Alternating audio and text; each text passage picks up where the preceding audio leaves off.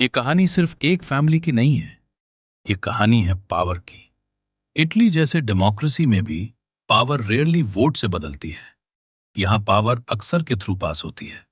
Factory से लेके newspapers तक, फुटबॉल स्टेडियम से लेके यूरोपियन बोर्ड रूम्स तक, इटली का फ्यूचर अक्सर कुछ ही फैमिली के हाथ में रहा है। बेनेटन्स इंफ्रास्ट्रक्चर में, तिरेलीज इंडस्ट्री में, बेलुस्कोनीज मीडिया में। लेकिन इन सब से ऊपर एक नाम आता है, एनेलीज। एनेलीज इटली के इंडस्ट्रियल रॉयल्टी हैं। उन्होंने सिर्फ कंपनीज नहीं बनाई, उन्होंने इटली की इकोनॉमी, कल्चर और पॉलिटिक्स को शेप किया। इस पावर का फाउंडेशन एक ही जगह पर टिका था, फियाट। एक कार फैक्ट्री जो धीरे धीरे इटली का हार्ट बीट बन गई। अपने पीक पर जानी एनेली की कंपनीज इटली के लगभग 8% जीडीपी के लिए रिस्पॉन्सिबल थी। फिएट इतनी पावरफुल हो चुकी थी कि कई बार गवर्नमेंट पॉलिसीज भी फिएट के बिजनेस इंटरेस्ट के साथ ही चलती थी। लेकिन शुरुआत में एनेलिस कोई रॉयल फैमिली नहीं थी। वो सिर्फ ट्यूरिन की एक छोटी सी फैमिली थी जिनके पास एक बहुत बड़ा आइडिया था। साल था 1899। इटली एक नया नेशन था। नॉर्थ इटली इंडस्ट्रियलाइज हो रहा था, लेकिन देश का बड़ा हिस्सा अभी भी रूरल और गरीब था। इसी वक्त जियोवानी एनेली सीन में आते हैं। मिलिट्री बैकग्राउंड और केओस में अपॉर्चुनिटी देखने की रेयर एबिलिटी। जब बाकी लोग पास्ट में अटके हुए थे, जियोवानी इंजन्स, स्पीड और इंडस्ट्री का फ्यूचर देख रहा था। कुछ इन्वेस्टर्स के साथ मिलकर उसने फैब्रिका इटालियाना ऑटोमोबिली तोरिनो बनाई, जिसे हम फियाट के नाम से जानते हैं। 1900 में पहला फैक्ट्री खुला, सिर्फ 25 वर्कर्स और 24 कार्स। आज ये नंबर छोटा लगता है, लेकिन उस वक्त कार्स इटली के लिए एक फॉरेन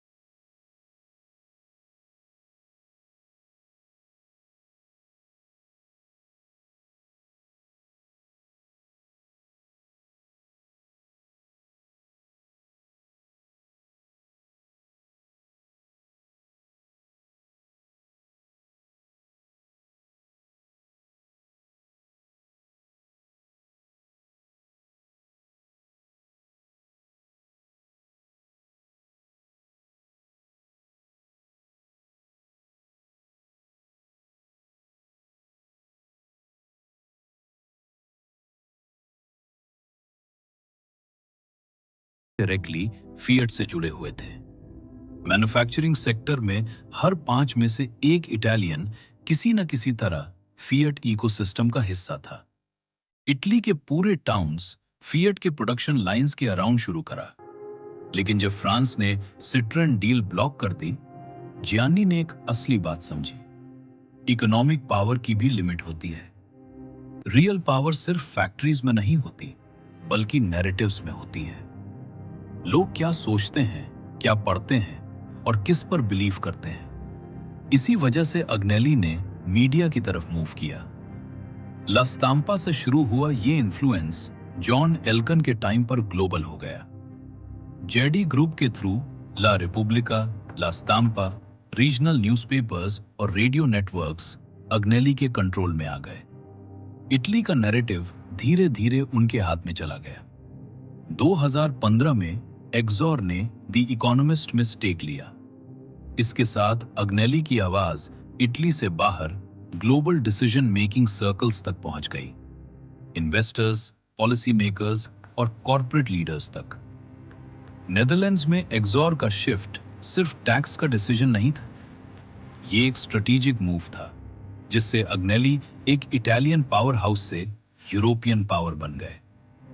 2024 तक उन्होंने क्लैरिवेट जैसे डेटा और एनालिटिक्स जायंट्स में स्टेक ले ली। आज के टाइम में डेटा ही पॉलिसी बनाता है, डेटा ही मार्केट्स चलाता है और डेटा ही फ्यूचर डिफाइन करता है। अग्नेली ने अपनी पोजीशन वहां बना ली जहां इंफॉर्मेशन पावर बन जाती है। लेकिन पावर सिर्फ नंबर से नहीं बनती, पावर इमोशन से बनती है। इसीलिए कल्चर भी उनकी स्ट्रैटेजी का हिस्सा बना। 1930 में जुवेंटस फुटबॉल क्लब उनके कंट्रोल में आया। फुटबॉल ने नॉर्थ से साउथ तक इटली को जोड़ दिया। जीत के साथ लॉयल्टी आई और लॉयल्टी के साथ लेजिटिमेसी। फरारी ने लग्जरी और प्रेस्टीज दिया,